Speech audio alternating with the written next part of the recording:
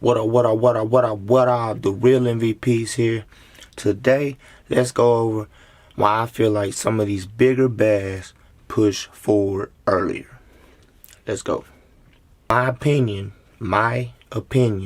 is some of these bigger, smarter fish will push forward earlier in the season, earlier in the year, and spawn before the main wave comes. My opinion is that some of these smarter, bigger fish will come and spawn earlier, way before the main wave. Fish spawn in waves. That way, if there's a kill that happens, they don't all die off. So, what that means, I feel like some of these bigger bass come up and they spawn way before we as anglers get out there and actually fish the spawn. I feel like if you are persistent and you pay attention to the signs and what is going on, you can possibly even find some of these fish that are setting up to spawn. I'm not saying they're on the bed, but they're possibly setting up, staging to spawn way earlier than you expect. Okay, here's my example. When I was in high school, they used to spawn in March and April. Nowadays, they start late February, and it could be anywhere from mid to late February. Like, depending on the weather. The weather has a lot to play with it. So, if the weather allows these fish to push up, then they will push up. But a lot of times during early season, you got rain, you got cold fronts, you got all this stuff that mixes, and it's not a good mix for a spawning fish. But I feel like if the weather is right, some of these bigger bass, even if it's not right, like, you got to pay attention, because it's not going to be perfect. It's not going to be 70-degree days all through the week. It might be 2 or 3 70-degree days just to warm it up, and then you might have a few warm nights, and then you can start kind of searching you'll know like the weather's kind of getting warmer. It's warmer than usual. That'll help push these bigger fish up quicker, but it's not always on. It's not always on how hot it is, how warm it is, or even the water temperature. I feel like when they're ready, they're gonna come. I feel like these bigger fish, they're smart. They're not gonna be spawning and giving themselves up when all the anglers are on the lake and when there's so much pressure. I feel like they've learned through the years, let's get it over with a little bit earlier. Let's get it over with a little bit earlier. And that's just my opinion.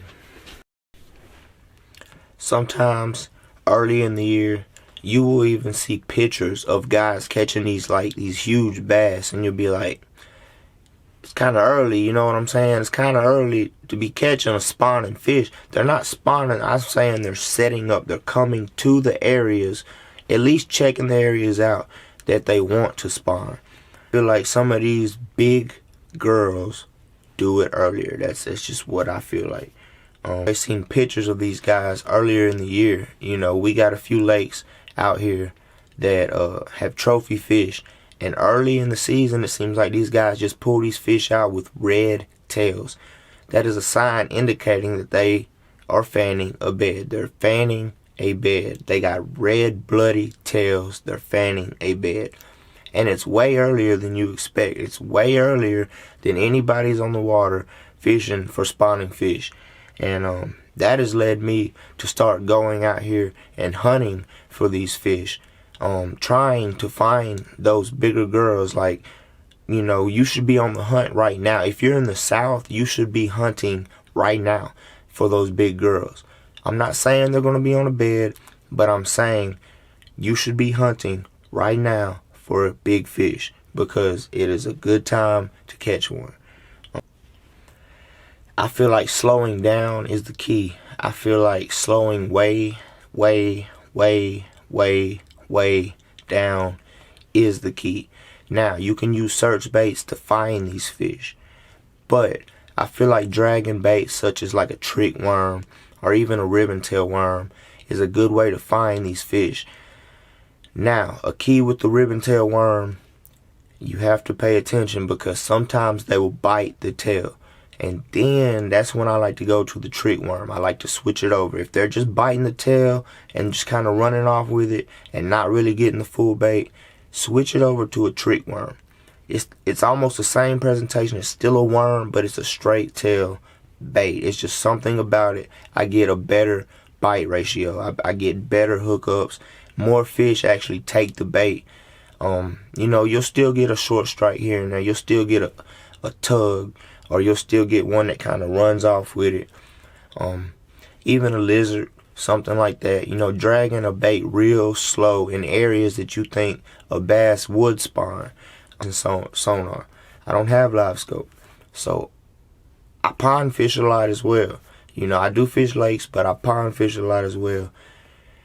So dragging a bait is my live scope. I can go out here, I can feel, hey, here's some grass, there was a log, there was a stump, there was a tug. Okay, now when you get a bite, pay attention to the fish. Pay attention to where and how fast you were dragging the bait. Were you picking it up real fast and finna reel in?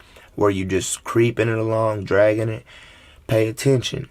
Also pay attention to where that bite was, because if that is a fish that's getting ready to spawn, likely chance it's going to be in that area. You know what I mean? Soak the bait. You have to soak the bait in that area.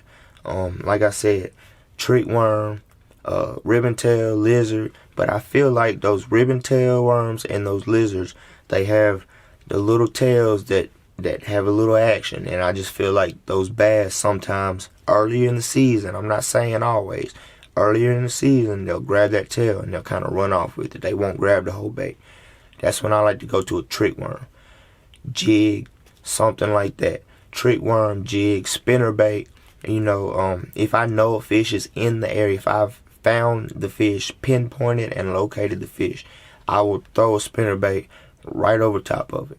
A top water walking bait, top water popper, a jig, a spinner bait, a trick worm, a ribbon tail worm, a lizard. These are all baits that you can use to work over that area. This is spawning fish, and this is fish that you cannot see. A lot of times you're not going to see these fish because it's going to be muddy. It's going to be cold. It's going to be muddy. It's not going to be the key conditions that you expect. So you have to fish for a bed, for a bedding fish, without seeing it. You have to imagine, hey, there's a fish locked on right there in that area. There is a fish right there locked on in that area. I have to fish for it. Slow down, work the bait, and fish for it. Now, if you don't get bit, move on. Change baits or move on. That's all I can say. If you don't get bit, you gotta go find. You gotta keep hunting. So, okay, you've thrown a trick worm, you've thrown a ribbon tail. You get a couple of hits, but they're just not taking it. Throw a top water over them. Throw a top water or throw a spinner bait right over top of them. But the key to these fish are, do not throw on their head. Do not throw your bait right on top of their head. Throw it past them and work the bait to them. Throw it past them, work the bait to them. Work the bait to them. But the key is, work a spinner bait. Work a top water bait. A frog, a top water walking bait, a popper, something that's going to make them react. You know where they are, make them react. It ain't a feeding bite no more. We know where you at. We on your butt now. Make them react. Angles are key. Angles are key. A lot of time these bigger fish are going to be in places that you cannot cast to. So you're going to have to be able to cast left-handed at times. If you're right-handed, if you're left-handed, you're going to have to be able to cast right-handed. You will have to be able to cast in both directions for these bass. They're not going to be set up easily. They're going to be set up in places that it's hard to hit. I'm telling you, they're smart. They're smart fish. And I've dealt with a few of them to understand and know how these fish are starting to set up. Always be practicing. You have to work the bait to them. So you can't just drop it on top of their head. If they're backed up against a bank, throw it on top of the bank and work it to them. Drop it from the land into the water. Throw it past them at all costs. Do not drop it on top of their head. Also, if you put a hook in them, it's a good chance they will leave. Now, one hook, you still have a chance to catch it. But if that fish gets hooked multiple times, he has a chance of leaving. He's not set up on that bed yet. That is not his area, her area. She will leave. She will bump out. She now knows somebody's fishing for her. She will leave. I've had it happen multiple times. You cannot hook that fish unless you know you're gonna catch them. Like I mean, I know that sounds stupid, kind of contradicts itself.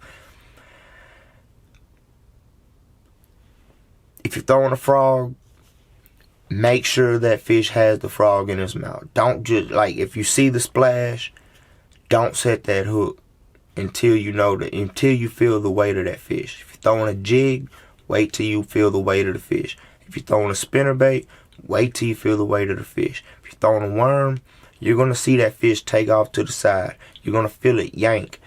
Wait till you feel the weight of the fish. If you put a hook in that fish and she doesn't like it, and now she knows you're there, that's another thing. Be quiet, because you cannot let these big fish know you're fishing for them. So be quiet. You know, it might not matter on other fish, other times of the year, but these bigger, earlier fish, you have to be quiet, limit your presence on the water, and cast past them. You have to cast past them. Also, don't set the hook unless you know she has that bait, because she has a chance of leaving. She will leave. She might not come back. Most of the time, they're not going nowhere, especially if they're setting up to spawn. So, lucky for you, if you're throwing a worm and she only got the tail, she didn't get the hook, she has a chance of coming back. She will be back to that spot. If you feel like you're overdoing it, take a break, go fish for another fish somewhere else, come back to that later on. Don't overstress that fish. Don't let her know you're fishing for her. You have to surprise this fish. I'm telling you. So, if you feel like you're overdoing it, go fish for another fish. Go fish somewhere else on the pond or the lake. Come back to it later on, even the next day. You know, weather depending, she'll still be there. Watch for areas that bait is moving. Watch for areas that you see any kind of ripples or waves or fish swimming in the water, shallow. Watch for those areas. A lot of times you will not see these fish. It's going to be muddy, it's going to be cold, and it's just going to suck. The weather's not going to be perfect, but you have to stick with it. Soak your bait and work it very, very, very slow. Unless it's like a spinner bait or something like that, you have to work those worms stupid slow. I mean stupid slow. It sucks, it's painful, it's dreadful, but you have to work the bait stupid slow. I mean, like, stupid slow. But don't be scared to throw top waters. Don't be scared to throw a walking bait. Even if you feel like it's too cold, throw it. You know, throw the top water frog. Throw that walking bait. Throw that popper. Work it over their head. Make them react to that bait.